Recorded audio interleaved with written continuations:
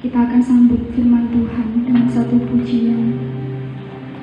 Bercoba untuk mengerti.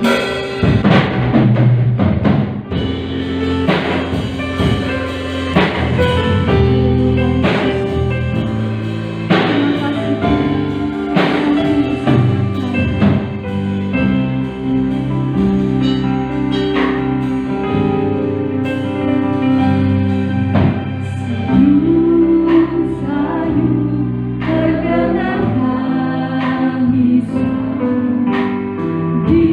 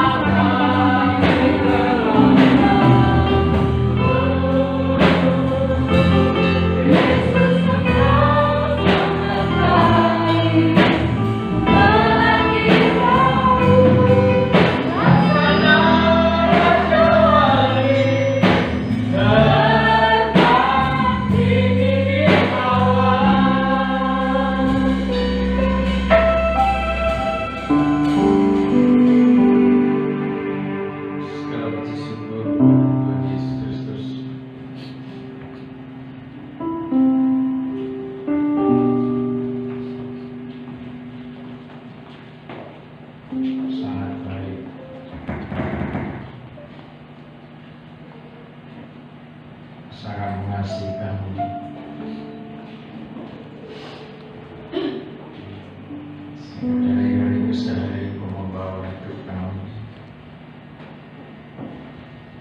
untuk mengerti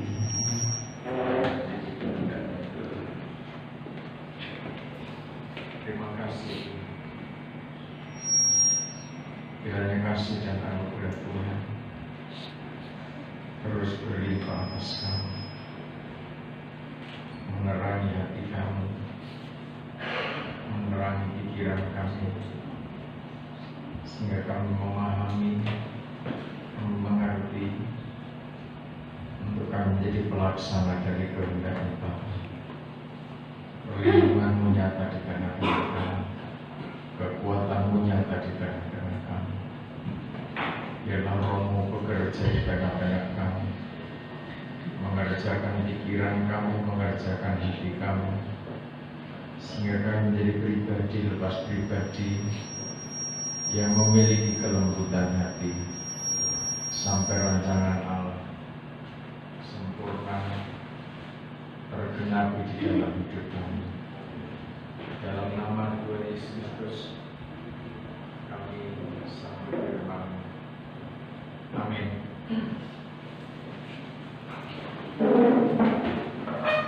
Jiwa selalu bersejahtera dalam kasih Tuhan Yesus Kristus yang terus dinyatakan di dalam hidup kita. Kiranya kasih-Nya terus dinyatakan dan kita merupakan bagian di dalam rancangan Tuhan. Saudara yang terkasih dalam Tuhan Yesus Kristus, meneliti, mengamati hari-hari perjalanan hidup umat manusia, tentunya kita harus paham, kita harus mengerti bahwa firman Tuhan yang sudah kita pelajari, firman Tuhan yang sudah kita baca, kita dengar, bukan sebatas pada cerita, bukan sebatas pada sejarah yang waktu itu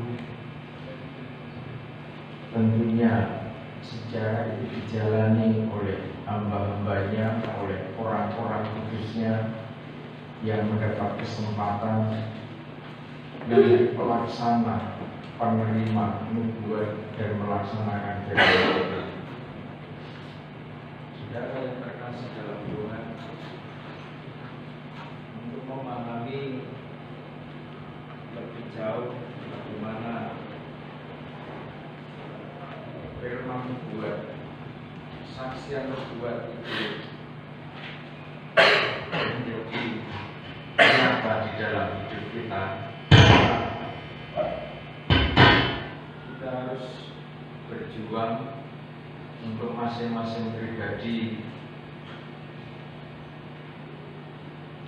memiliki kelembutan hati, memiliki kesetiaan, sebab tanpa kesetiaan, tanpa kelembutan hati, tidak mungkin manusia yang penuh cacat celah, manusia yang penuh dengan keterbatasan bisa menangkap apa yang menjadi kehendak Tuhan.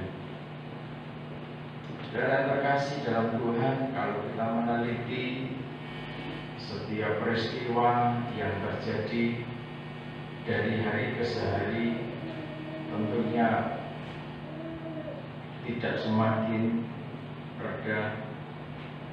Bencana demi bencana terjadi di sana sini, musibah demi musibah terjadi, sakit penyakit yang ditimbulkan oleh virus, yang ditimbulkan oleh bakteri, dan yang ditimbulkan oleh banyak hal yang tentunya itu semua harus kita pahami. Tentunya kita semua harus mengerti bahwa kalau itu terjadi, terlebih dahulu firman Tuhan sudah disampaikan, sudah diajarkan kepada para murid. dan firman itu sampai kepada kita. Seluruh kesaksian Yesus adalah roh nubuat. Demikian juga firman Tuhan yang diterima, pesan-pesan Tuhan yang diterima oleh para nabi terdahulu sebelum Tuhan Yesus hadir di bumi. Bahkan hadirnya Tuhan Yesus di bumi juga sudah ditangkap lewat firman nubuat, pesan-pesan Tuhan lewat para hambanya terdahulu. Untuk itu kita tidak perlu menjadi bingung, tidak perlu menjadi panik, tidak perlu menjadi cemas ketika menghadapi situasi yang semakin hari semakin mungkin menakutkan, mungkin terkejut, sebab peristiwa demi peristiwa itu di luar prediksi manusia.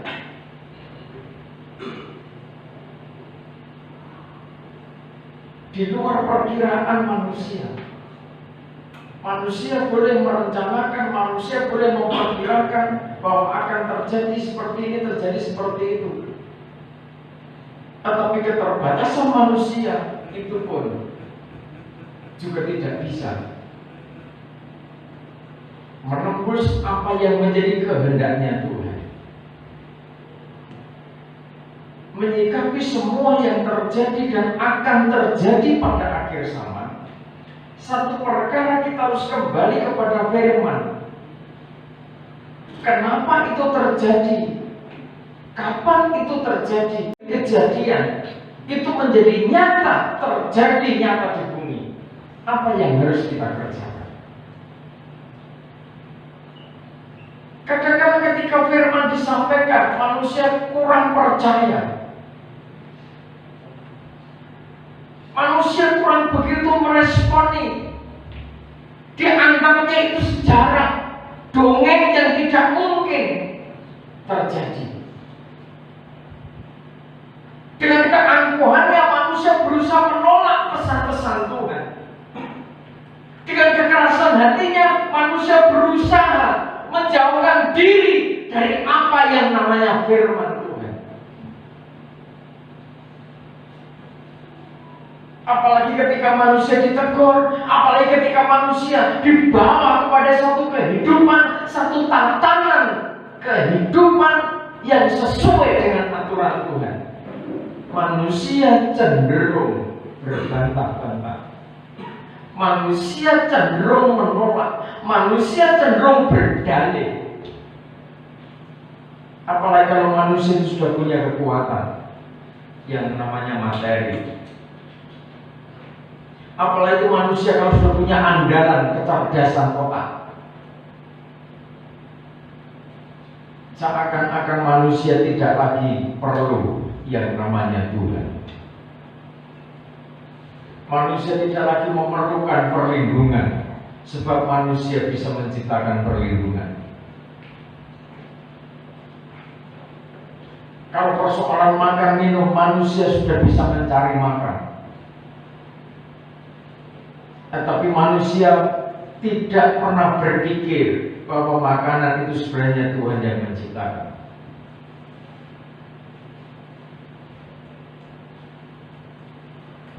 Meresponi setiap peristiwa yang terjadi dan terus akan terjadi di muka bumi ini. Mari kita belajar bersikap bijaksana. Apa yang Tuhan kehendaki atas manusia sebenarnya? Apa yang Tuhan mau terjadi atas manusia? Kalau kita kembali kepada firman Tuhan, maka setahap demi setahap kita akan dibawa kepada satu pemahaman.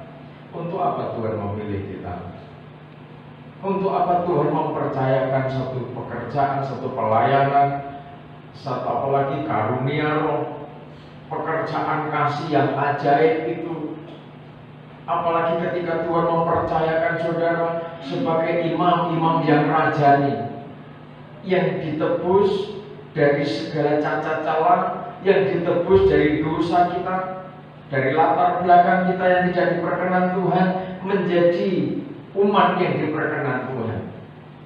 Dibeli dengan harga yang tak ternilai dan tidak tergantikan, yaitu darahnya Kristus sendiri.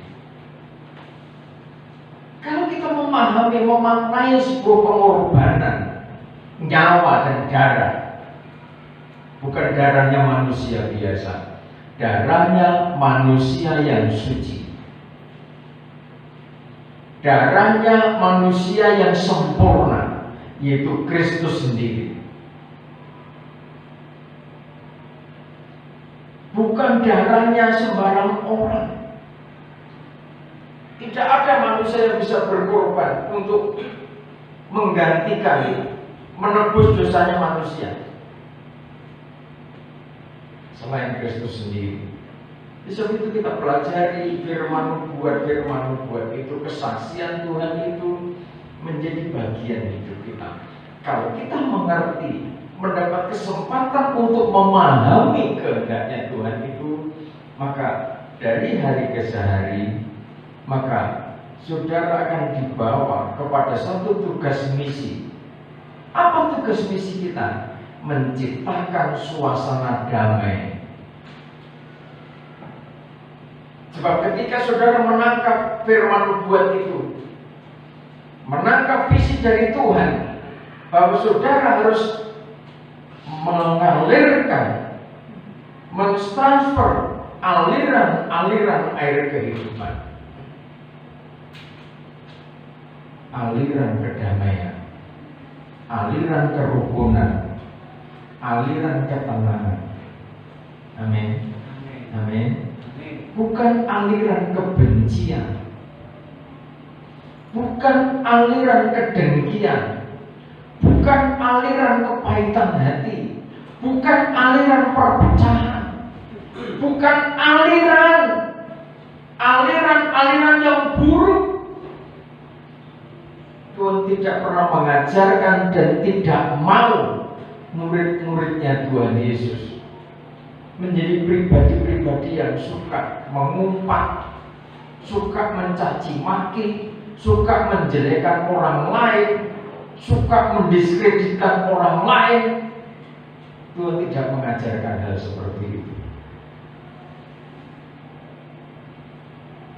Tetapi Tuhan memilih saudara, ditugasilah saudara untuk menciptakan suasana damai. Kalau sampai saat ini pandemi COVID-19 belum selesai, bahkan saudara tahu lewat media sosial, lewat berita televisi, seakan semakin mengerikan, kan gitu kan? Di negara India terjadi ledakan kasus COVID-19 yang tidak terkendali.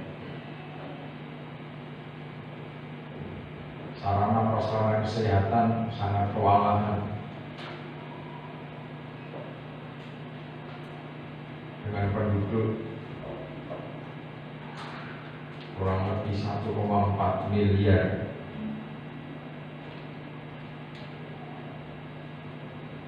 maka begitu cepatnya penyebaran COVID-19 di India. Dan saudara tahu, penerbangan dari India ke Indonesia ditutup, tidak diizinkan, karena memang terjadi lonjakan kasus yang begitu masif, begitu cepat. Makanya ketika saudara sekalipun saudara sudah divaksin, saudara tetap hidup, menjaga protokol kesehatan tetap harus ditaati dengan baik. Jangan karena sudah divaksin terus hidup sembarangan seperti biasa. Yang dulu begitu tertibnya bersih diri, cuci tangan, mandi disiplin, di rumah juga disiplin, kebersihan, kesehatan. Jangan anggap ringan. Waspada, itu adalah tindakannya orang-orang yang bijaksana, supaya saudara menjadi berkat, Saudara punya iman, tetapi harus bertindak bijaksana. Orang yang punya iman itu bertindak bijaksana. Jangan mencobai Tuhan. Tuhan memang mampu melindungi, mampu menyembuhkan, mampu memagari saudara dengan kekuatan malaikat dalam surga. Tetapi orang yang bijaksana itu bertindak waspada. Orang yang waspada itu berjaga dan bertindak bijak. Di kantor, dalam perjalanan, di rumah, belajar hidup bersih, hidup tertib.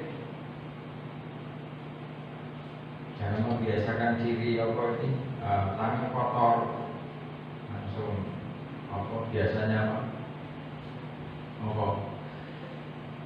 bersihkan hidung dengan jari, kalau nyamannya sambil merem-merem itu ya.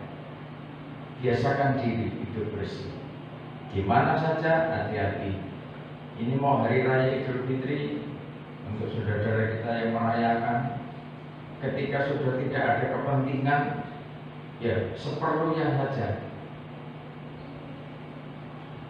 Tidak takut, tetapi kewaspadaan, tindakan bijak itu penting. Kita menghargai saudara-saudara kita yang merayakan, yang sudah tidak lama lagi tentunya. Tetapi di sisi lain saudara menjadi berkat bagi mereka, menciptakan suasana yang damai, menciptakan suasana yang harmoni sampai kemuliaan Tuhan itu dinyatakan. Mari kita belajar bagaimana tindakan kita ketika situasi mencekam, ketika situasi tidak memungkinkan, ketika situasi lingkungan kita menakutkan. Apa yang harus kita kerjakan? Kalau yang lalu kita mempelajari bagaimana tindakan Nikodemus, bagaimana tindakan Yusuf dari Arimatea.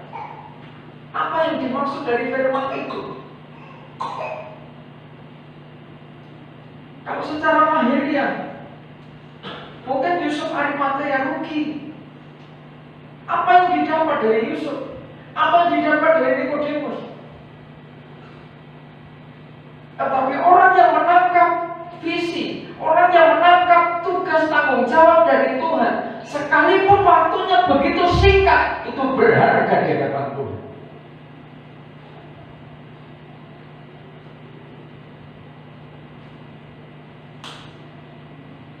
Salah satu dari penyamun yang disalib bersama-sama dengan Tuhan Yesus, Tuhan Yesus katakan, saat ini juga kamu bersama-sama aku dalam kerajaan Bapa. Baru berucap, dia percaya, dia menerima Tuhan Yesus. Saat itu juga dia masuk ke dalam kemuliaan hadirat Bapa. Coba. Waktu yang begitu singkat itu berharga di hadapan Tuhan. Waktu yang begitu singkat itu tidak bisa dianggap remeh. Tetapi bukan berarti ketika Tuhan begitu murahnya memberi kesempatan pada kita, terus kita bertindak gegabah. Tidak juga seperti itu. Kalau saudara mendapat kesempatan waktu yang begitu longgar, begitu banyak, itulah kasih karunia, itulah kesempatan, itulah sebuah tanggung jawab yang harus kita kerjakan. Jangan sampai kita merasa tidak perlu Tuhan. Nanti kalau pada akhir endingnya nanti baru aku setia. Tidak seperti itu. Kita baca dulu kembali, mari kita baca kembali.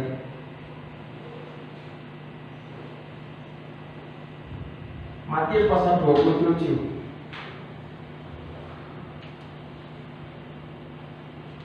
Matius pasal 27.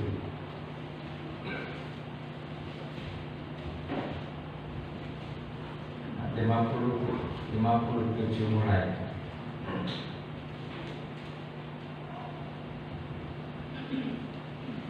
Yesus dikuburkan. Menjelang malam datanglah seorang kaya, orang Arimatea yang bernama Yusuf, dan yang telah menjadi murid Yesus juga.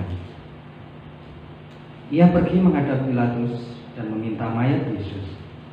Pilatus memerintahkan untuk menyerahkannya kepadanya, dan Yusuf pun mengambil mayat itu, mengapaninya dengan kain lenan yang putih bersih, lalu membaringkannya di dalam kuburnya yang baru, yang digalinya di dalam bukit batu, dan sesudah menggulingkan sebuah batu besar ke pintu kubur itu, pergilah ia.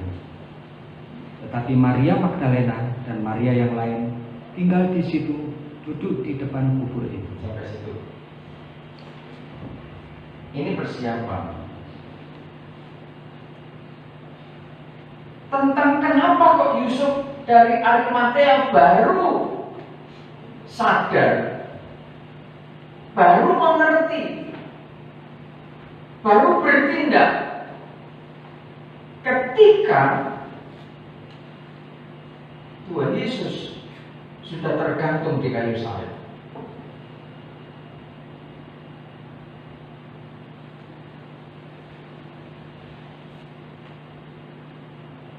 Kenapa? Tuhan Yesus tidak menggerakkan. Kenapa dari surga tidak memakai murid-muridnya Tuhan Yesus yang siang malam dididik secara intensif menjadi pelaksana dari firman nubuat itu? Saudara, menjadi pelaksana dari firman nubuat, Tuhan sekali-kali tidak akan memakai orang-orang yang tergoncang.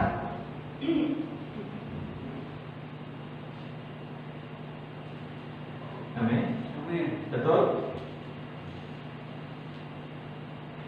Orang-orang yang tidak tergoncang itu yang akan dipakai Tuhan.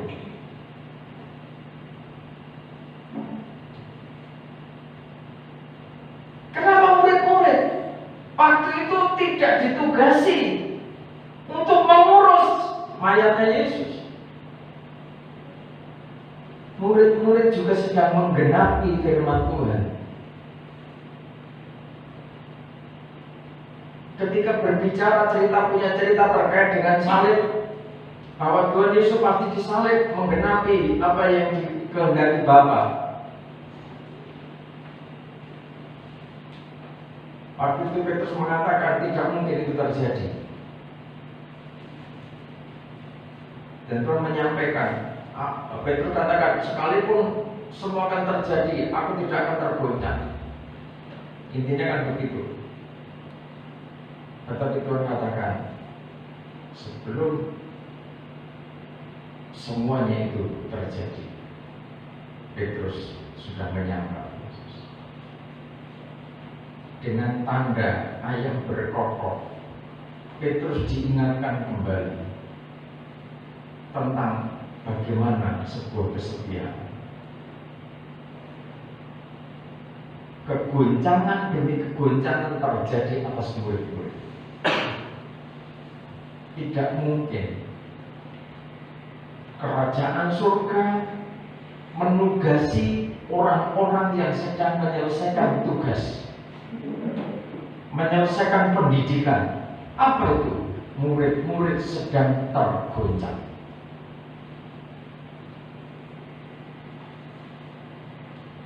Murid-murid sedang bersekutu dengan penderitaannya masing-masing. Dan banyak di antara murid-murid sebagian besar lupa dengan firman-firman yang diajarkan, bahwa proses demi proses itu pasti terjadi. Barang setia sampai akhir, dialah yang akan mendapat kerajaan Allah. Kembali ke Yusuf Arimatea. Kenapa dia dipakai oleh kerajaan surga? Yusuf Arimatea bukan sebatas orang kaya. Tidak sebatas disebut orang kaya dari Arimatea yang dia dipersiapkan Tuhan membeli kain lenan. Di satu pihak Yusuf harus izin kepada raja, kepada Pilatus. Di sisi lain dia menyediakan kain lenan.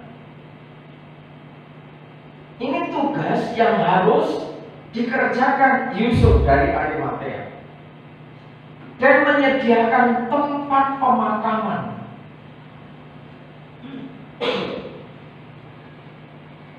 Yusuf ngerti secara diam-diam dia sudah menjadi muridnya Tuhan Yesus.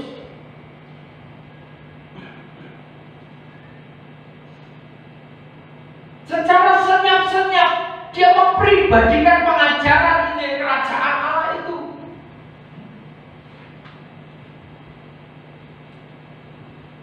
Firman itu mendidiknya, Taurat itu mendidiknya bahwa Injil kerajaan Allah, bahwa kematian Kristus menggenapi Taurat yang dipahami oleh Yusuf dari Arimatea. Makanya ketika murid-muridnya tergoncang, saat itulah saat yang paling tepat untuk Yusuf bertindak, melakukan sesuatu sesuai dengan firman Tuhan.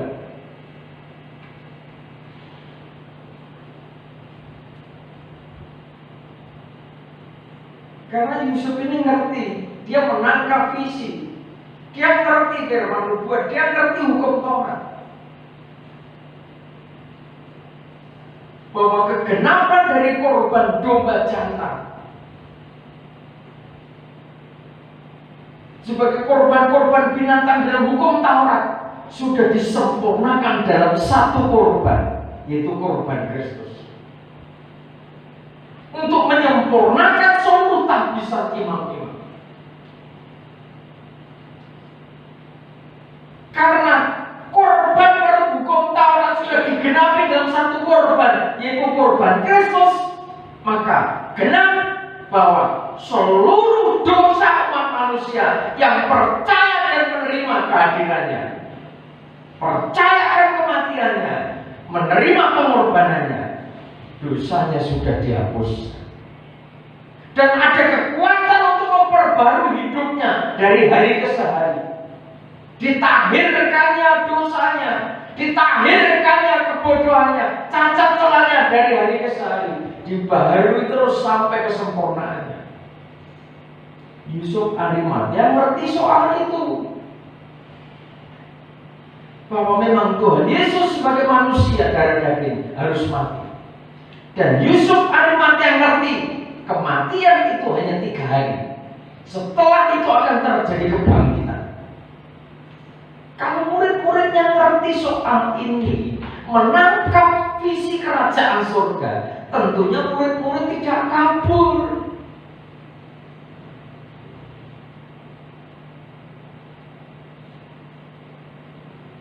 Jadi kalau kita ini masuk dalam kedalaman firman Tuhan, ketika kita sedang masuk dalam proses penderitaan, sampai satu saat seakan kok mati, tidak bergerak, tidak bisa bergerak, tidak lagi bisa bersuara. Mau ngomong apa lagi?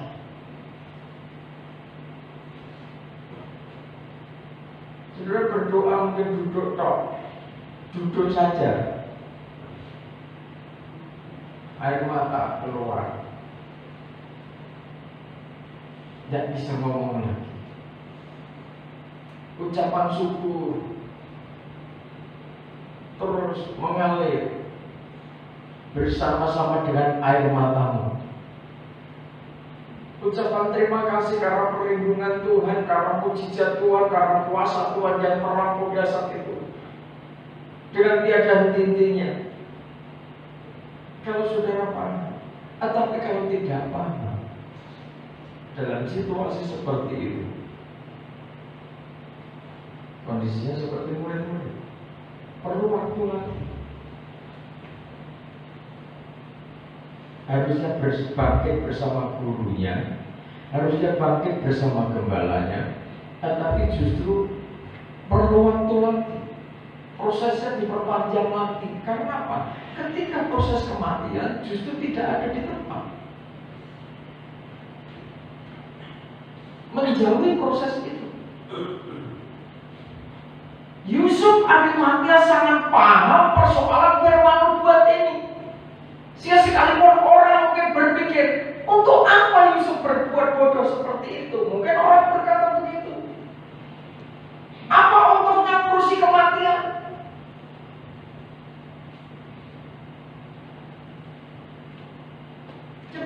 saudara mungkin dipercaya orang, saudara dipercaya orang ngurusi yayasan. Yang dipercayakan saudara itu orang-orang yang belum tertata hidupnya.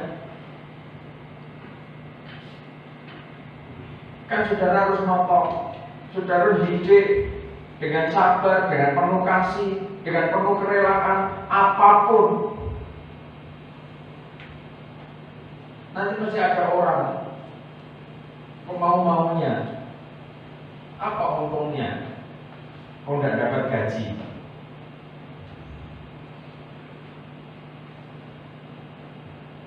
Saudara mendapat penderitaan. Pengennya normalnya manusia itu hidup dengan privasi keluarganya, tidak mau diganggu orang, kan pada umumnya tidak mau nambah-nambah beban. Tapi nek saudara ngurusi yayasan, ngurusi orang yang bermasalah, orang yang perlu ditolong, orang yang perlu dibimbing, orang yang perlu dibimbing, dididik untuk satu saat berada pada kehidupan yang lebih baik, untuk satu saat berada pada norma kehidupan yang lebih mulia.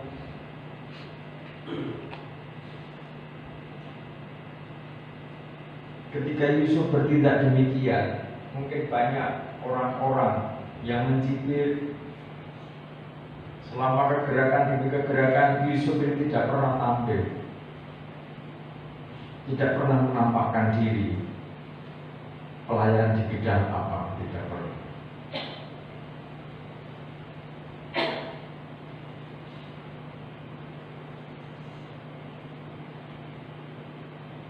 Tetapi bukan berarti Yusuf itu menjelekkan murid-muridnya yang lagi kalah kabut berkutat dengan prosesnya, dengan ketakutannya, dengan kecemasannya, malu karena gurunya disalib.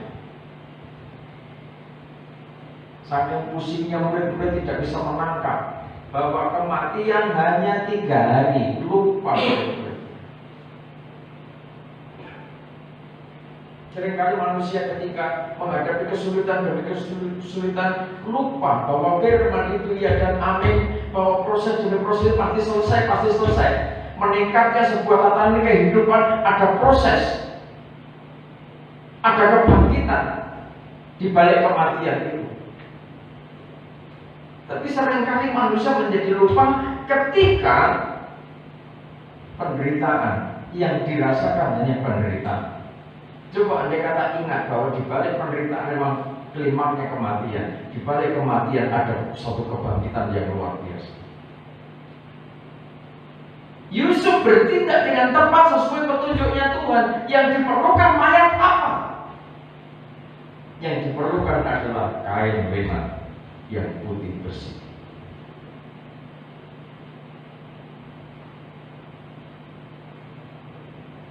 Yang diperlukan apa? Pemakaman. Seringkali kita mau melayani Tuhan, tetapi kurang tepat pada sasaran. Banyak orang yang giat melayani, tetapi tidak sesuai dengan kebenaran firman. Sehingga kesibukannya, aktivitasnya seakan sia-sia. Yusuf Arimatea mendapat tugas dari Tuhan, menyikapi gurunya, meresponi gurunya yang sudah menjadi mayat. Dia sebagai murid berusaha maksimal. Apa yang diperlukan? Yang diperlukan mayat Yesus adalah lenan yang putih bersih. Menghadapi proses kematian, kita ini dididik oleh Tuhan karena ini firman Tuhan. Yang dimau Tuhan, yang dikehendaki Tuhan adalah kehidupan yang bersih, tindakan yang bersih, pakaian kebenaran dari orang-orang kudus yang dipersiapkan Tuhan menyambut kedatangannya dengan sebutan gereja sidang tubuh Kristus. Sidang mempelai perempuan Tuhan. Ini yang dikehendaki Tuhan. Coba dibaca Wahyu pasal 19.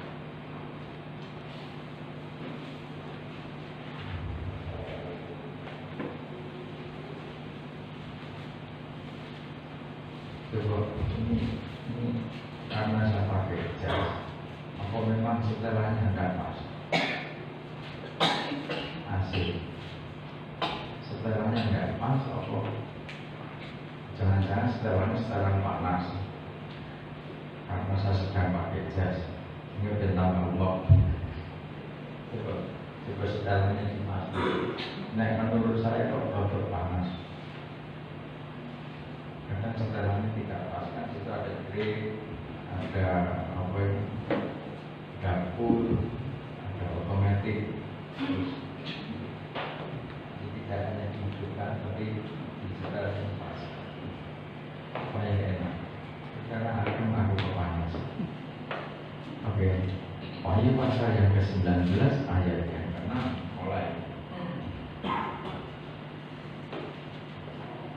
Perjamuan kawin anak domba. Lalu aku mendengar seperti suara himpunan besar orang banyak, Seperti desau air bah dan seperti deru yang hebat, katanya. Haleluya, karena Tuhan Allah kita yang Maha Kuasa telah menjadi Raja. haleluya. Ini tidak bisa diubah. Kata haleluya atau seringkali dimaknai bahasa Indonesianya puji Tuhan. Ini di mana-mana haleluya.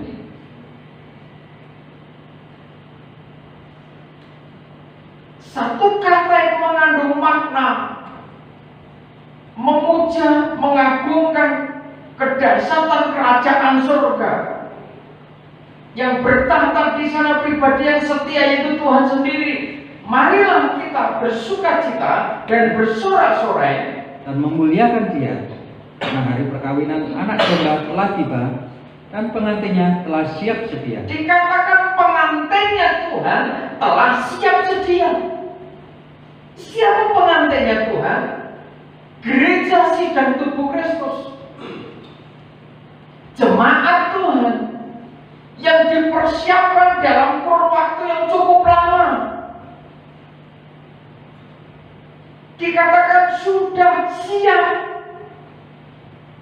dan kepadanya dikaruniakan supaya memakai kain lenan halus yang berkilau-kilauan Dan yang putih bersih. Lenan halus itu adalah perbuatan-perbuatan yang benar dari orang-orang kudus. perbuatan-perbuatan yang benar dari orang-orang kudus. Di bumi ini banyak orang baik. Menurut penilaiannya orang, di bumi ini banyak orang baik. Tapi baik itu belum tentu benar.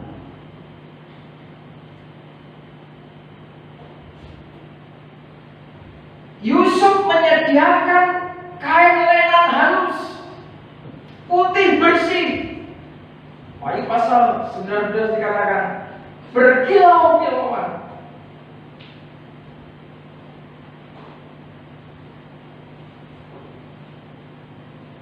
Perbuatan yang benar dari orang-orang kudus. Jadi ketika kita menghadapi situasi klimaks dari sebuah proses. Apa klimaks dari sebuah proses? Yaitu kematian. Penderitaan demi penderitaan harus mencapai klimaks, yaitu kematian. Apa yang dimatikan? Yang dimatikan adalah segala keinginan daging dengan hawa nafsunya.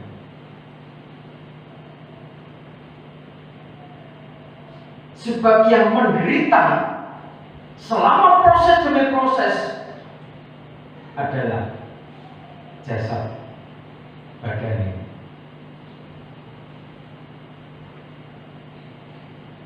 Rasa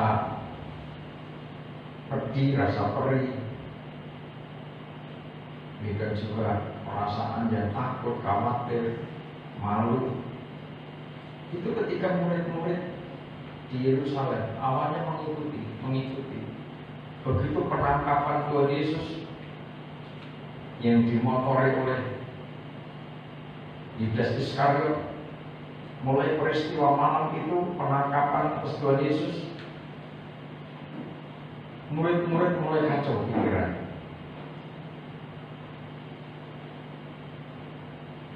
Murid-murid mulai cemas. Yang ditakutkan selama ini betul-betul terjadi.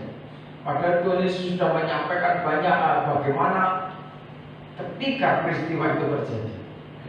Terus gejolak demi gejolak terjadi. Perjalanan penderitaan demi penderitaan mereka lihat, mereka saksikan. Begitu malunya mereka melihat gurunya yang dieluk-elukan, gurunya yang betul-betul didambakan menjadi penolong atas Israel. Tapi ternyata kenyataannya keluh seperti domba dibawa ke tempat pembantaian. Dan itu atas kehendak kerajaan surga. Sebab tanpa kematian maka firman nubuat tidak sempurna digenapi. Ketika proses demi proses terjadi, maka kita berpaham, kita mengerti proses penderitaan terjadi atas kita, proses penderitaan terjadi atas keluarga saudara. Bahkan Tuhan menghendaki coba nikmati proses itu sampai pada titik kematian. Bukan mati rasa, tapi bagaimana kelima dari salib itu menyerahkan sepenuh hidup. Tidak mudah. Kalau saudara menelusuri prosesnya, saudara tahu, saudara paham dari hal proses perobekan tirai. Sebab setiap saat, setiap waktu kita akan dibawa, kita akan masuk pada proses perobekan tirai. Kapan tirai bait suci itu robek? Coba dibaca pasal yang ke-27 tadi, kita kembali ke Injil Matius.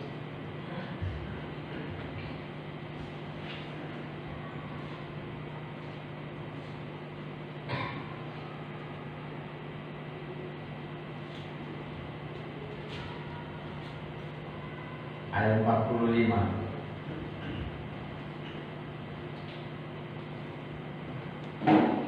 Yesus mati. Mulai dari jam 12, kegelapan meliputi seluruh daerah itu sampai jam 3. Kira-kira jam 3 serulah Yesus dengan suara nyaring, Eli, Eli, lama sabachthani. Artinya, Allahku, Allahku, mengapa engkau meninggalkan aku? Mendengar itu, beberapa orang yang berdiri di situ berkata, ia memanggil Elia. Dan segeralah datang seorang dari mereka. Ia mengambil bunga karang, mencelupkannya ke dalam kartu asam, lalu mencucukkannya pada sebatang bulu dan memberi Yesus minum. Tetapi orang lain berkata, jangan, baiklah kita lihat apakah Elia datang untuk menyelamatkan dia. Yesus berseru pula dengan suara nyaring, lalu menyerahkan nyawanya. Dan lihatlah, tabir bait suci terbelah dua dari atas sampai ke bawah, dan terjadilah gempa bumi, dan bukit batu terbelah, dan kuburan-kuburan terbuka, dan banyak orang kudus yang telah meninggal bangkit. Dan sesudah kebangkitan Yesus, mereka pun keluar dari kubur, lalu masuk ke kota kudus dan menampakkan diri kepada banyak orang. Kepala pasukan dan prajurit-prajuritnya yang menjaga Yesus menjadi sangat takut ketika mereka melihat gempa bumi dan apa yang telah terjadi. Lalu berkata, sungguh ia ini adalah anak Allah. Dan ada di situ banyak perempuan yang melihat dari jauh, yaitu perempuan-perempuan yang mengikut Yesus dari Galilea untuk melayani Dia.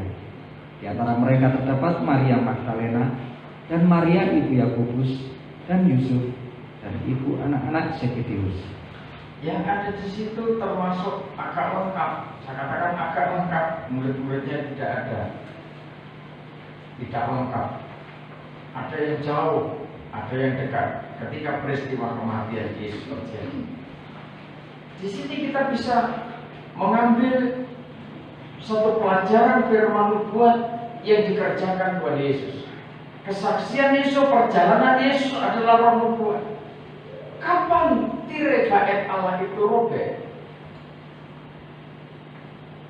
Ketika Tuhan Yesus sudah berseru dengan suara nyaring, lalu menyerahkan nyawanya. Ketika proses demi proses terjadi, seringkali kita mempertahankan nyawa kita.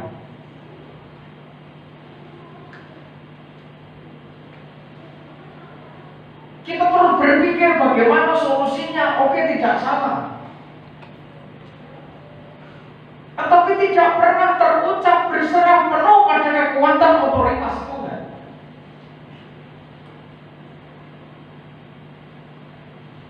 Hari Jumat lalu, kursi pikirnya disampaikan, kita itu sering sudah menyembah, oke, sudah berpuasa mungkin oke, tapi masih berpikir juga. Kalau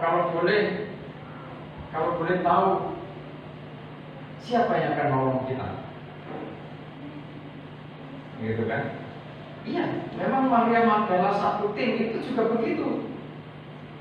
Dia sedang dalam perjalanan yang tepat untuk meminyaki Yesus, membawa rempah-rempah. Tetapi dalam perjalanan dia berpikir dan berucap satu sama lain, siapa yang akan menggulingkan batu itu? Ya kalau diizinkan, kalau tidak bagaimana? Sebab kubur itu dijaga waktu itu. Betul? Betul? Kuburnya Tuhan Yesus itu dijaga tentara.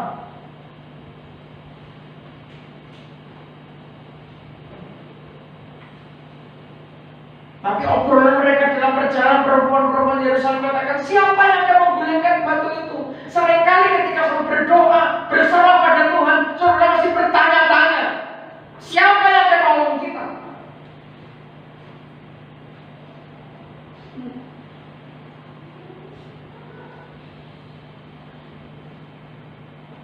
Murid-murid Tuhan Yesus mungkin tidak pernah nyangka kalau ahli Taurat yang namanya Yusuf Arimatea dipakai oleh Tuhan secara diam-diam dia menjadi orang yang bijaksana, menjadi orang yang setia oleh pengikutnya Kristus. Dia tidak menjauhi mayat itu. Justru ketika gurunya, gembalanya dalam situasi kondisi seperti itu tidak bisa berbuat sesuatu karena dinyatakan mati, saat itulah seorang murid yang setia tidak jauh dari mayat.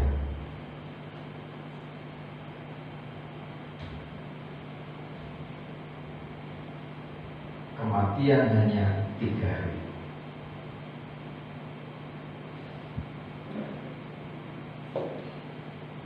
Kita seringkali seperti orang bodoh di hadapan Tuhan. Jika orang tua mungkin berpikir, siapa tahu anak bisa menolong saudara. Sebagai anak ada saatnya saudara berpikir, siapa tahu kan sama sih ada orang tua. Orang tua pasti menolong. Tetapi perlu saudara ketahui, ada saatnya, ada masanya. Saudara tidak bisa berharap pada siapapun juga yang tampak di bumi ini.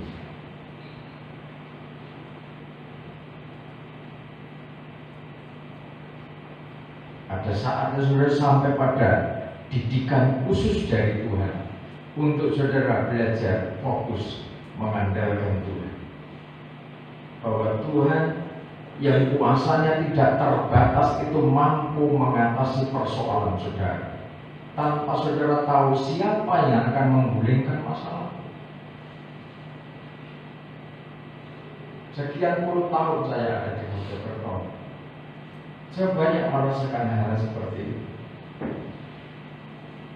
Kami dituntut oleh Tuhan untuk belajar fokus. Tuhan sanggup pakai siapa saja.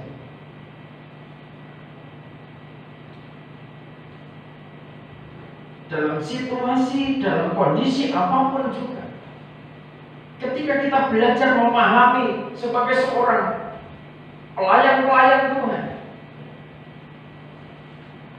bertindak, menjalani kehidupan, menjalani pelayanan dengan benar, biasakan diri memperkatakan perkataan-perkataan yang benar dari orang-orang kudus.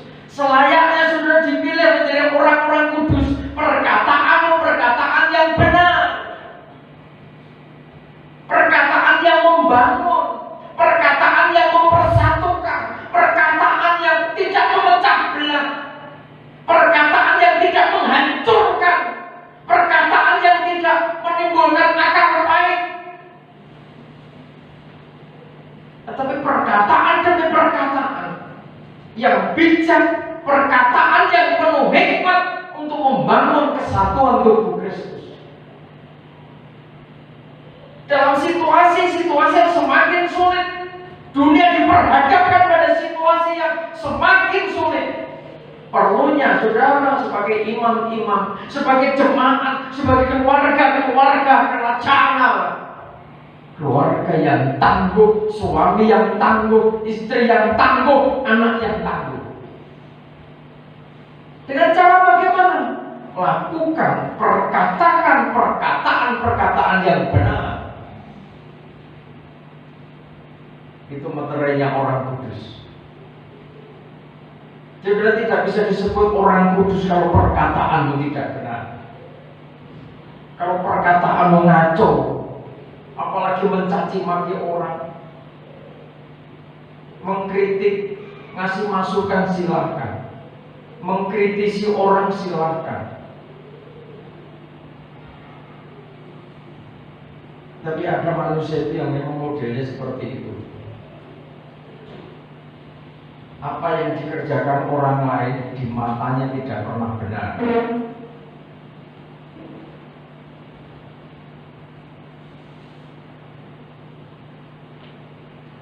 Saya tidak melarang saudara jadi seorang politikus, tetapi saudara perlu tahu, seorang politisi itu selalu memperkatakan sesuatu yang tidak jelas. Kalau perlu, kalau saudara ingin tahu kan begitu kan. Bahkan ada yang ngaco. Saudara ambil bagian dalam posisi yang damai, bagaimana mewarnai bangsa ini. Bangsa ini sedang terus beraktivitas untuk membangun, mensejahterakan masyarakat. Pada umumnya kan begitu. Tapi bagaimana kita masing-masing pribadi berada pada posisi, pada bagian untuk menciptakan suasana yang damai. Yusuf dari Arimatea mengambil posisi yang tepat. Kapan proses itu? Kapan perubahan diri itu terwujud? Ketika Yesus sudah menyerahkan nyawanya. Ini didikan bagi kita. Pujian, sembah, sujud, adorasi yang sering dikaitkan dengan persoalan rempah-rempah dupa. Setelah diproses dalam proses tertentu menjadi ukupan dupa. Itu adalah proses perubahan diri. Yang ini bagiannya Nikodemus.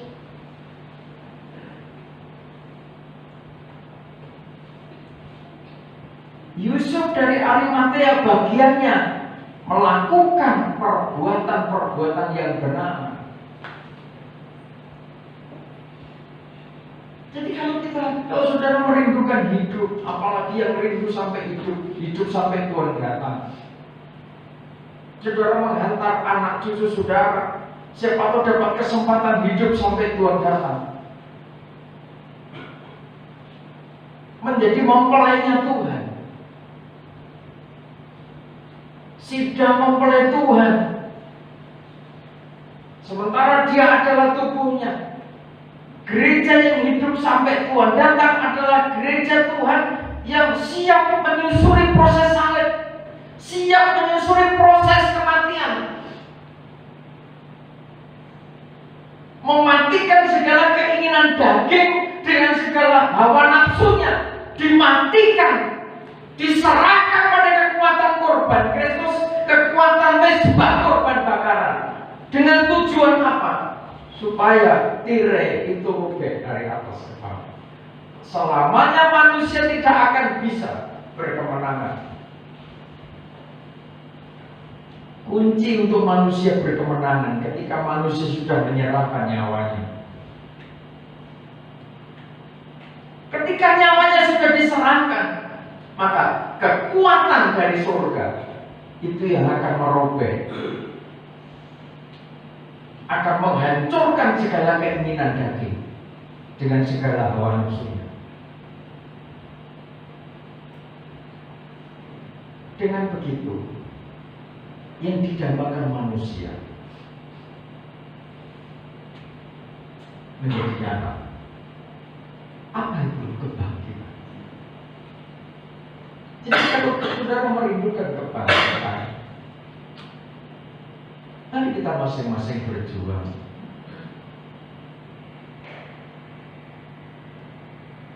Suami berjuang, istri berjuang, anak-anak berjuang, gembalamu berjuang. Bagaimana masing-masing pribadi bangkit dari pergumulannya? Poin yang pertama, sediakan kain lenan harus yang berkilo-kilo. Bertindaklah, berkatalah, berpikirlah di dalam kontrol kebenaran firman Tuhan. Itu poin pertama. Amin. Jangan berprasangka dulu terlebih dahulu kalau belum ngerti. Jangan terlanjur bicara dulu ketika belum ngerti.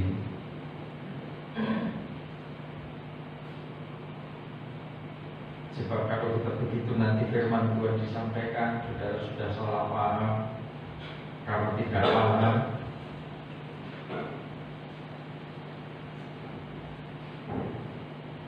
saudara salah dengan firman, saudara salah dengan Tuhan. Saya punya tugas untuk menyampaikan pesan-pesan ini, dan pesan ini juga untuk saya, untuk kami sekeluarga. Proses demi proses yang kita jalani di dalam kebenaran firman, pikiran yang benar, perasaan hati yang benar,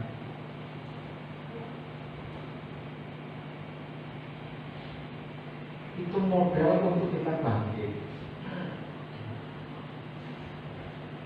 Kalau kita hanya berpikir duniawi, maka Yusuf Arimatea dengan resiko yang begitu tinggi, dia tidak akan melakukan itu.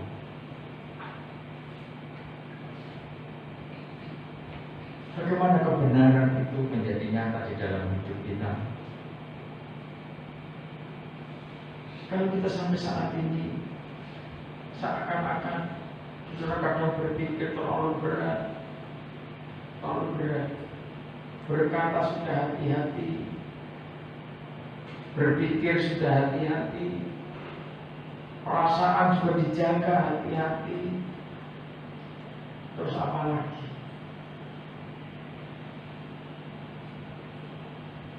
Seakan sudah merasakan hidup itu begitu sangat berat.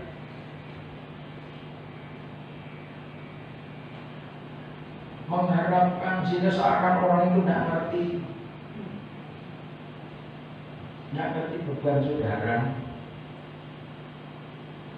Sementara kalau sudah cerita, dikira berkeluh kesah. Repot ya? Kadang yang saudara hati sudah terasa berat, firman memagari supaya kita tidak berucap yang sama. Kita pikiran kita harus benar, perkataan kita benar. Kadang tidak ada orang yang ngerti tentang bebanmu. Kadang saudara pengen anakmu ngerti bebanmu.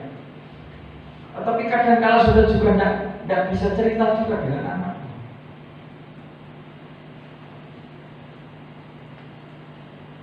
Anak-anak mungkin belum sampai kepada tataran ini ketika ini disampaikan kepada saudara. Mungkin saudara pengen orang tua mengerti bebanmu sebagai anak muda. Tapi apakah saudara sebagai anak muda juga mengerti bebannya orang tua?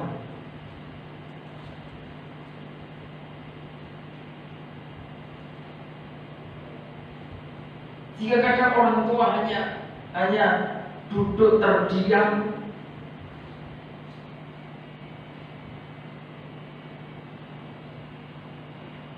nanti terus berkata, tidak mau berkata, akhirnya berkata, kenapa semakin tua bersorok-sorok? Kemudian sudah ada jujur, ngomong jujurnya sehari 2 hari, sangat gelutan. Saya suwe, itu kok. Kalau saudara tidak punya hati perkataan yang benar, saudara bisa salah. Menganggap tidak ada orang yang ngerti bebanmu. Makanya dalam situasi seperti itu, mari kita berjuang. Apa perjuangan saudara? Tirai itu biar robek dari atas ke bawah. Kalau saudara anggap anak sudah tidak ngerti bebanmu, apalagi tetangga, tidak perlu tetangga ngerti bebanmu kan? Masa sudah mau cerita sama tetangga orang remeh? Dari gang 1, gang 2, gang 3 sampai gang 7.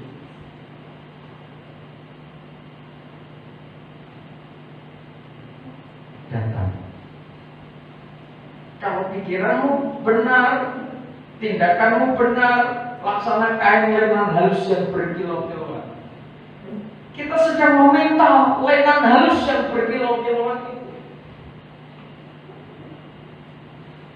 Puncaknya kapan? Ini setelah nyawamu diserahkan. Iya, kalau nyawa sudah diserahkan, pakai pakaian lenan. Setelah pakai kain lenan, nanti tirai itu robek dari atas ke bawah. Kemuliaan Tuhan dinyatakan. Itu sebuah kepastian. Sebenarnya proses kematian itu tidak lama. Makanya kalau saudara teliti dalam hidup saudara, proses begitu berat, saudara tidak bisa bergerak kemana-mana, itu tidak lama. Begitu plong masalah selesai, besok gerak lagi. Tidak lama ternyata. Pernah sudah bertahun-tahun tidak gerak, tidak makan, tidak pernah. Tidak ada solusi sampai sekian. Terjadi pergerakan lagi, aktivitas anak berjalan seperti biasa, aktivitas pekerjaan berjalan lagi terus setahap demi setahap. Tuhan ini mau dalam situasi seperti itu kita sujud di hadapan.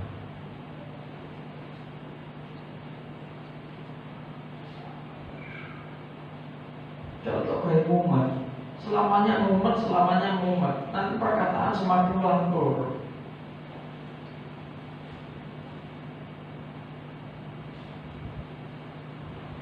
Tuhan malu bila hati kita rasa berat, maka ini berat. Bila ingat saya ini ya, apakah coba renungan baik-baik sampai sudah merasakan sujud di hati, sujud di apa.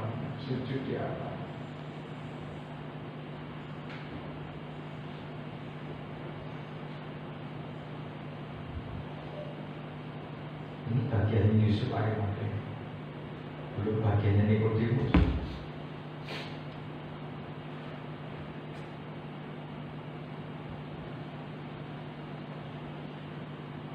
Jangan dipakai untuk berpikir terus. Kalau sudah hampir mencapai puncak seperti itu, dan serahkan nyawamu.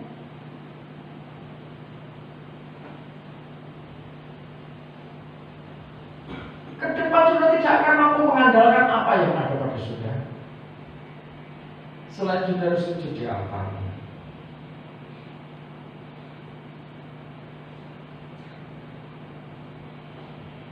Mereka berdoa sudah suatu saat ada berkat kita kumpulkan sedikit demi sedikit. Saudara punya tempat yang khusus. Di rumah Anda Yesus sembahyang, saudara lari ke tempat itu. Tidak perlu besar, tapi cukup khusus di mana saudara bisa secara khusus. Di rumah oke, tidak masalah. Bukan berarti rumah tidak ada hadirat Tuhan. Di rumah ada hadirat Tuhan, tapi ada saatnya. Tempat yang secara khusus saudara bisa datang menangis di tempat itu.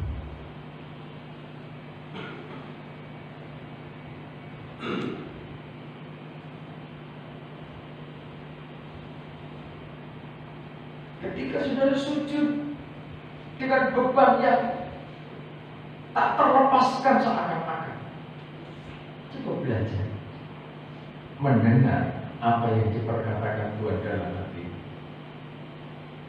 Bukan gembalamu yang berkata di sini. Saudara berfokus di hadapannya. Secara pribadi saudara akan merasakan sentuhan kasih Allah. Dia berfirman, dia bersabda di dalam hati yang lembut itu.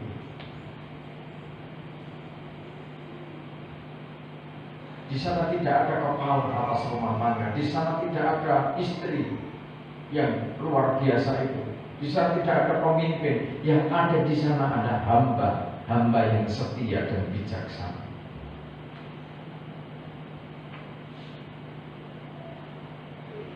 Mungkin saudara merasa gagal sebagai suami, merasa gagal sebagai istri, merasa gagal sebagai anak. Tumpahkan di altarnya.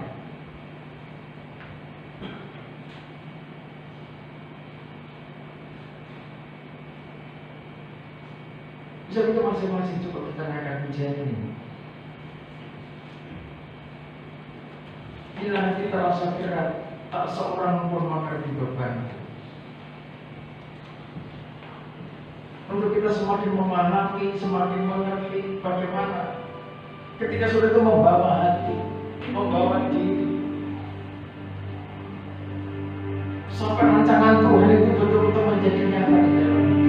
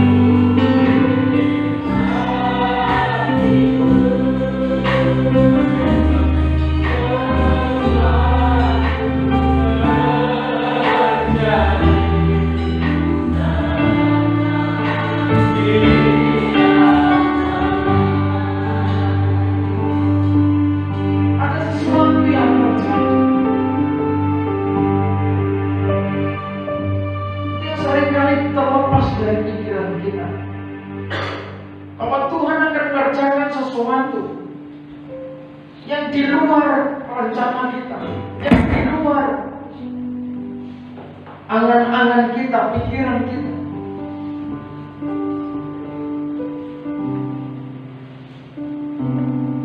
Saat itu dikerjakan Tuhan ketika saudara ada di antara.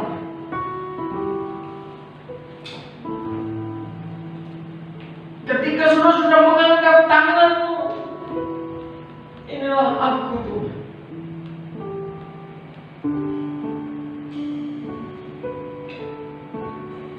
Hidup ini miliknya Tuhan. Keluargaku miliknya Tuhan.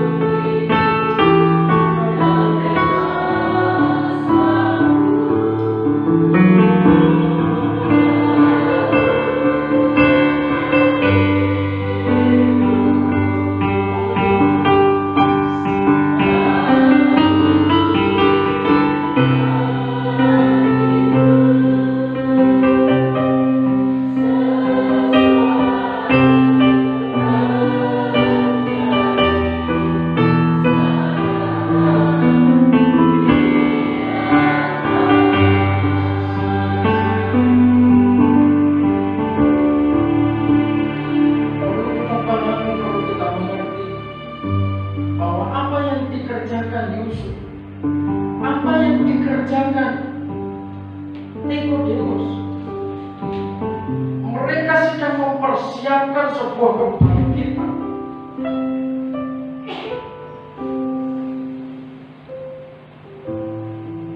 Orang mungkin tidak tahu bahwa yang dikerjakan Yusuf dan Nikodemus adalah satu pintu untuk mempersiapkan sebuah kebangkitan besar.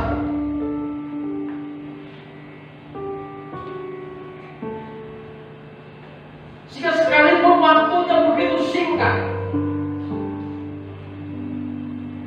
Yusuf secepatnya bergegas melakukan apa yang dikehendaki oleh kerajaan surga.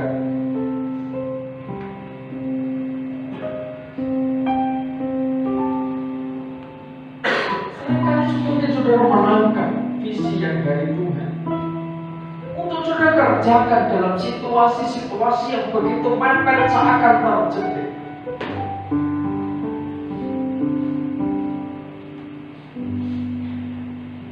Kalau saudara bisa menangkap apa yang dikerjakan kerajaan surga atas saudara, berbahagialah saudara. Sebab saudara terlibat langsung di dalam persiapkan kegerakan kebangkitan gereja Tuhan pada akhir zaman. Seakan mungkin sia-sia.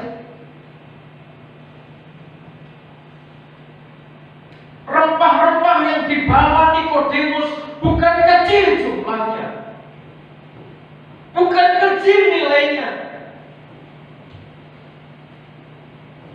Kalau dinilai dengan keuangan itu miliaran rupiah.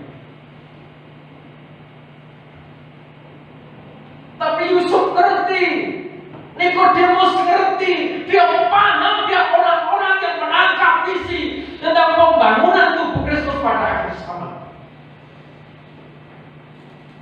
Apa artinya harta? Jabatan mereka punya. Mereka kaya. Dua-duanya orang kaya yang dipersiapkan Tuhan. Tapi apa artinya sebuah kekayaan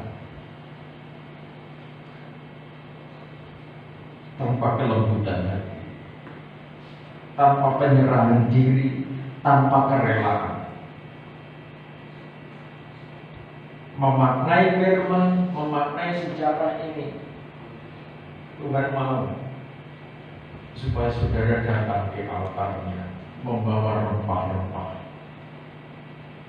Hukuman dupa itu kekuatan saudara. Tidak ada kekuatan yang mampu merobek tirai dari atas ke bawah selain kekuatan kerajaan surga. Apapun persoalan saudara, kalau saudara sudah datang ke altarnya, maka ada kekuatan yang tidak terbatas itu dari surga melawan saudara. Sehingga saudara tidak perlu menjadi cemas. Sebagai orang tua sudah tidak perlu berpikir terlalu dalam. Kenapa tidak ada orang yang paham tentang beban? Sudah lama saya bersama-sama dengan saudara di masa berbeda. Saya belajar Tuhan sudah memikul beban. Tuhan sudah memikul beban umat di tempat ini. Ketika saudara datang di altarnya, ibarat saudara Nikodemus akhir zaman, Yusuf dari Arimatea waktu itu, saudara menggenapkan firman itu, membawa minyak, membawa rempah-rempah. Coba situasi yang sedemikian rupa, situasi bangsa di muka bumi dilanda dengan kecemasan. Situasi bangsa Indonesia, situasi keluarga Indonesia yang dilanda kecemasan, kekhawatiran tentang pandemi COVID-19, tentang berbagai macam persoalan. Ambillah bagian untuk membangun bangsa ini dengan cara saudara menyembah Tuhan. Saudara datang di altarnya, saudara menaikkan permohonan syafaat bagi bangsa ini. Sudah menaikkan permohonan syafaat bagi gereja Tuhan. Sudah mau menaikkan syafaat bagi keluarga kerajaan Allah. Dan terlalu yakin waktunya Tuhan ada kebangkitan besar di negeri ini. Amin. Dan sudah terlibat di dalamnya, menjadi berkat bagi bangsa ini. Sehingga apapun persoalannya, saudara tanggungnya, saudara alami, berjalan saat ini, mari kita belajar bersama-sama. Datang kepada Tuhan, datang di altarnya, membawa rempah-rempah, membawa sembah kita, membawa iman kita, membawa pengharapan kita, dengan penuh kerelaan, dengan penuh kelembutan hati, belajar setia, mengharumkan tubuh Kristus. Situasi-situasi yang semakin tidak menentu, saudara sikapi satu sama lain saling membangun untuk bisa bersinergi, bekerja sama, sehingga keluarga saudara menjadi keluarga lepas keluarga yang kuat, keluarga yang tangguh, istri, suami, anak yang tangguh. Saudara melahirkan generasi pemenang abadi, mampu melampaui setiap kesulitan demi kesulitan hidup, tetap dalam perkataan, dalam tindakan yang benar, dilandasi dengan kasih. Saudara setia datang di altarnya, andalkan Tuhan di atas segala-galanya, maka kuasa kebangkitan menjadi bagian saudara. Amin. Kita sambut perjamuan kudus, kita naikkan pujian itu kembali.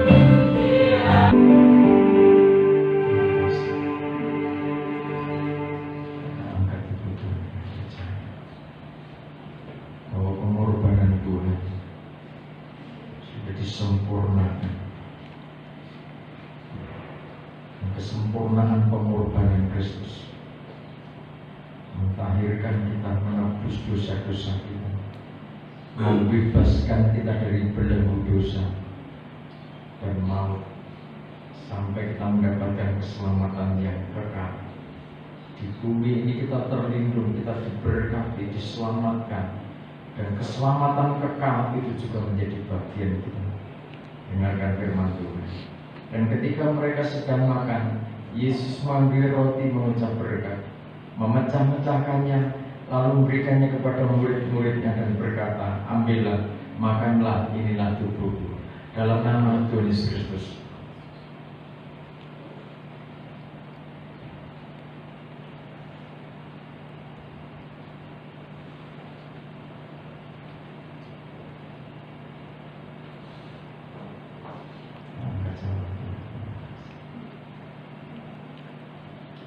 Sesudah itu ia mengambil cawan, mengucap syukur, lalu memberikannya kepada murid-murid, kepada mereka, minumlah kamu semua dari cawan ini, sebab inilah darahku, darah perjanjian yang ditumpahkan bagi banyak orang untuk pengampunan dosa.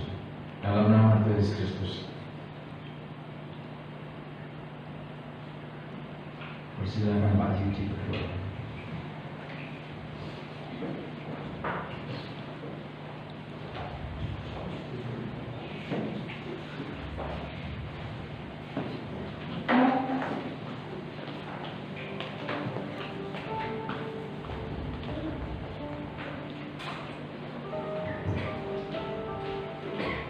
Sejenak kita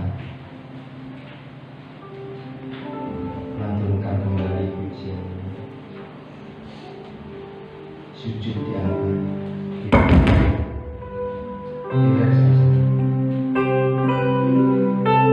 Bawa hatimu,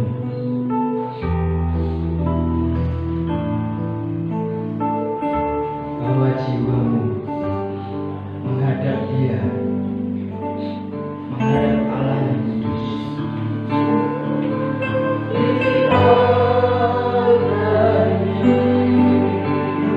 Bawa jiwamu,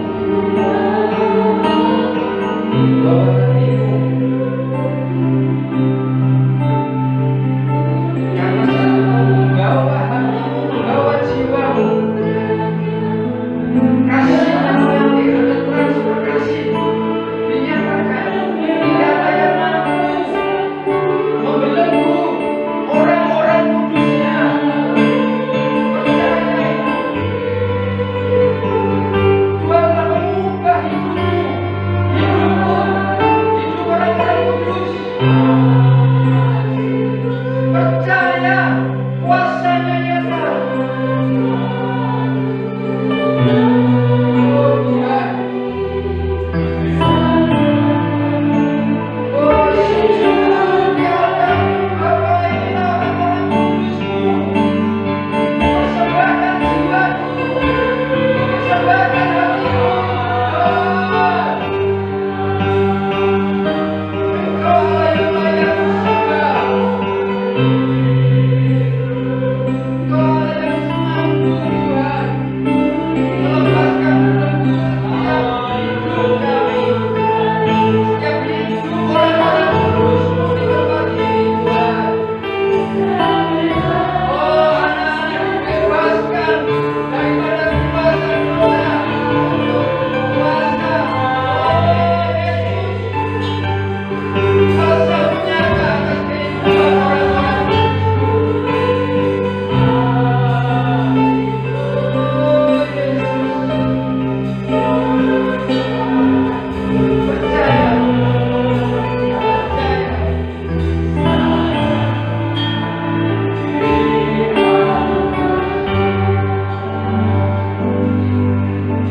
Syukur Tuhan,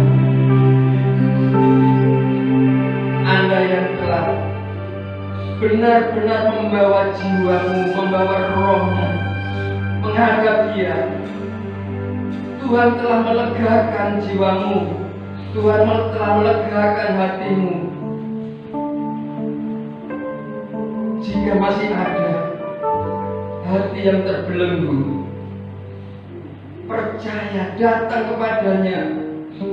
datang kepadanya, karena kasih-Nya tidak pernah lekang oleh waktu. Kekuatannya sungguh besar. Anak-anak yang memiliki sakit hati terhadap orang tua, di dalam nama Tuhan Yesus Kristus, belenggu kuasa sakit hati itu dipatahkan dalam nama Tuhan Yesus. Percaya, setiap jiwa yang haus, dia akan diberi kelegaan oleh kasih-Nya. Ada transfer kuasa kasih, ada transfer kelegaan dari Tahta Maha Tinggi terhadap orang-orang khususnya. Kami percaya Tuhan, Engkau sungguh baik pada saat hari ini Tuhan. Engkau membawa segenap orang-orang kudus-Mu, Engkau membawa segenap imam-imam-Mu, Engkau membawa hamba-Mu Tuhan. Oh Tuhan, kami bersyukur Tuhan, kami bersyukur Tuhan oleh kasih-Mu yang besar. Sekalipun Tuhan, sesekali ada sifat daripada Tuhan dari kami yang tidak berkenan di hadapan-Mu. Tuhan, Engkau bawa, Engkau pulihkan hati kami, Engkau pulihkan jiwa kami Tuhan, sehingga terjadi kebangkitan kasih, kebangkitan akan kuasa kasih itu mengalir begitu besar dalam hidup kami Tuhan. Kami merasakan transfer kasih yang begitu besar, sehingga Tuhan, apa yang menjadi beban jiwa kami, beban hati kami Tuhan, yang akhirnya mematikan tubuh kami Tuhan, secara darah daging terjadi kesakitan, terjadi Tuhan banyak hal Tuhan. Engkau Tuhan yang mengasihi kami dengan transfer kasih-Mu yang besar, terjadi pengurapan, terjadi kasih yang besar, terjadi kesembuhan yang besar. Oh Tuhan, syaraf-syaraf yang saat ini, oh Tuhan, yang terjadi ketidaknormalan dalam nama Tuhan Yesus Kristus, mulai dari ujung rambut sampai kaki dipatahkan, dihancurkan, kesembuhan mengalir dari Tahta Maha Tinggi. Oh Tuhan, kekuatan itu begitu dahsyat Tuhan, kekuatan itu begitu dahsyat. Engkau bawa kembali Tuhan jiwa-jiwa yang haus, jiwa-jiwa yang merindukan kasih-Mu Tuhan. Dan tempat ini Tuhan menjadi tempat di mana terjadi mujizat, terjadi kesaksian-kesaksian bahwa Engkau Allah yang hebat, Engkau Allah yang layak kami puja, Engkau Allah yang layak kami tinggikan. Tuhan, di sisa-sisa umur kami Tuhan, kami mau belajar setia, kami mau belajar melayani Tuhan, kami mau belajar dengar-dengaran terhadap suara-Mu Tuhan. Mungkin Tuhan kami tidak mengerti, entah berapa menit lagi, entah berapa jam lagi, entah 1 hari, entah 1 bulan, entah sekian tahun lagi Tuhan. Oh Tuhan, kami Engkau bawa kembali menghadap Engkau. Tetapi izinkan di sisa waktu yang sedikit ini Tuhan, layakkan tubuh, jiwa, roh kami datang memuji menyembah Tuhan. Kami bangga menjadi anak-anak Tuhan. Kami merasakan kekuatan itu besar Tuhan. Kami percaya Engkau yang mentahirkan kami, Engkau yang menguduskan kami, Engkau Tuhan yang memilih hidup kami. Tuhan, terima kasih Tuhan. Berkati hamba-Mu yang telah menyampaikan kebenaran firman-Mu. Berkati Tuhan hamba-Mu yang telah menyampaikan isi hati-Mu Tuhan. Bubuhi lidah hikmat, lidah kuasa di tempat yang maha tinggi. Berkati pelayanannya, berkati pekerjaannya beserta istri, anak, cucu, menantu dan seluruh full-timer, dan seluruh jemaat yang digembalakannya. Oh, mendapat transfer berkat-berkat kuasa Roh Kudus saat tingkap-tingkap langit itu dibuka oleh Tuhan. dan bahtera itu menjadi kekuatan tumpuan daripada orang-orang kudus-Mu Tuhan, di mana orang-orang kudus-Mu Tuhan bersimpuh sujud menyembah Engkau Tuhan. Disitulah Tuhan ada keselamatan, janji kasih itu mengalir atas jiwa-jiwa-Mu Tuhan. Engkau layak Tuhan, Engkau layak Tuhan, Engkau layak kami tinggikan Tuhan. Kami menyadari Tuhan, bagaimana saat Nuh itu Tuhan tidak membawa, tidak mau membangun bahtera. Oh Tuhan, bagaimana Nuh tidak mau memimpin keluarganya, anak-anaknya. Apa yang terjadi Tuhan? Apa yang dikatakan Yohanes? Tuhan, Engkau mampu memakai batu-batu ini menjadi anak-anak bagi Abraham. Tuhan, kami mau menjadi alat-Mu Tuhan. Ampuni kami Tuhan, karena kebodohan kami, karena kebebalan kami Tuhan. Kami mau dipakai Tuhan, pokoknya kami mau dipakai Tuhan. Kami mau Tuhan bersama-sama pokok anggur itu Tuhan. Kami mau berbuah Tuhan. Kami mau berbuah lebat Tuhan. Kami rindu Tuhan, karena tuayan-tuayan oh Tuhan sudah menguning Tuhan. Beri kami setiap orang-orang kudus-Mu ini hikmat dari tata maha tinggi-Mu Tuhan. Tuhan, izinkan kami berbuah, terus berbuah. Jika anak-anak muda Tuhan yang saat ini masih aktif bekerja, orang-orang kudus-Mu yang masih aktif bekerja, Tuhan, jika ada aturan-aturan yang dibuat manusia, dibuat pimpinannya Tuhan, yang membelenggu orang-orang kudus-Mu Tuhan, oh Tuhan, dalam nama Tuhan Yesus Kristus, jiwa pimpinan itu dilembutkan hatinya. Engkau mengizinkan orang-orang kudus-Mu untuk datang kembali kepada tata-Mu yang maha tinggi Tuhan, kepada kasih-Mu yang besar Tuhan. Lembutkan hati pimpinan-pimpinan Tuhan yang membelenggu orang-orang kudus-Mu dengan aturan-aturan Tuhan. Biarkan Tuhan kami mau bersorak bersama orang-orang kudus-Mu memuji Engkau. Itu kerinduan kami Bapa. Oh Tuhan, layakkan setiap kami orang-orang kudus-Mu ini Tuhan sujud menyembah Engkau. Terima kasih Tuhan, terima kasih Tuhan, terima kasih atas berkat-Mu hari ini Tuhan, dan berkat-Mu tidak pernah berkesudahan Tuhan. Terima kasih Tuhan, terima kasih. Engkau membentengi kehidupan kami Tuhan, Engkau melindungi kehidupan kami Tuhan. Oh Tuhan, terima kasih Tuhan. Aliran kasih dari tata maha tinggi mengalir Tuhan, dan kami menerima berkat-berkat-Mu pada hari ini Tuhan, dan sepanjang umur hidup kami. Di dalam nama Tuhan Yesus Kristus, Allah yang hebat yang kami sembah. Haleluya, amin.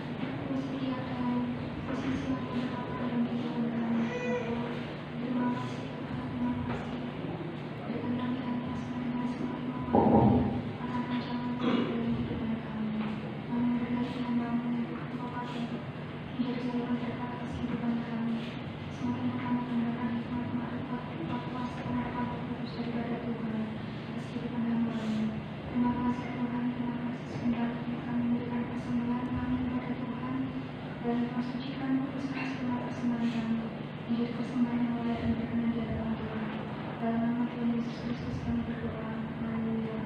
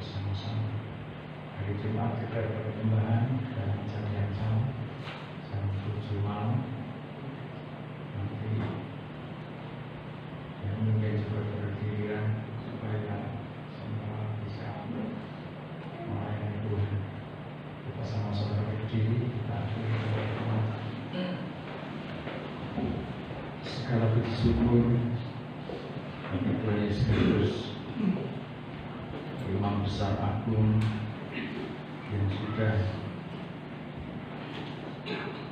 menyelesaikan pengorbanan Tuhan dengan sempurna, dan saatnya Tuhan tampil sebagai Imam Besar di tengah-tengah kami, menyelesaikan pekerjaan penyempurnaan gerejamu sebagai sidang tubuh Kristus yang esa, sehingga hidup kami dari hari ke hari ditahirkan oleh kekuatan Tuhan, dan terus kami tercipta sebagai imam-imam yang rajani, menciptakan suasana damai, menciptakan suasana tenang, suasana yang rukun bagi kemuliaan nama Tuhan. Sucikan, kuduskan setiap persembahan kami menjadi persembahan yang diperkenan Tuhan. Demikian juga segenap tubuh jiwa roh kami menjadi persembahan yang hidup, dikuduskan, dibenarkan oleh kebenaran firman-Mu. Setiap aktivitas umat-Mu kiranya dilindungi Tuhan saat dalam perjalanan, di tempat pekerjaan, di tempat masing-masing. Perlindungan Tuhan nyata ke seluruh umat-Mu. Terima kasih Tuhan. Kami berdoa juga bagi bangsa kami Indonesia, di mana kami ada. Kiranya Tuhan mengampuni para pemimpin bangsa kami, Tuhan mengampuni para pemimpin umat-Mu, Tuhan mengampuni para pemimpin-pemimpin di daerah-daerah sampai pemerintahan yang ada di pelosok-pelosok pedesaan.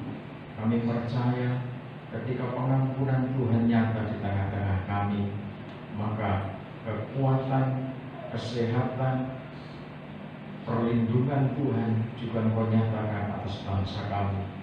Sakit penyakit yang melanda sebagian masyarakat negeri kami karena pandemi COVID-19, kami percaya ada pertolongan di balik proses demi proses yang terjadi. Terima kasih Bapak, terima kasih memberkati gereja-gereja Tuhan yang ada di negeri ini, menjadi berkat, menjadi saksi di mana mereka ada.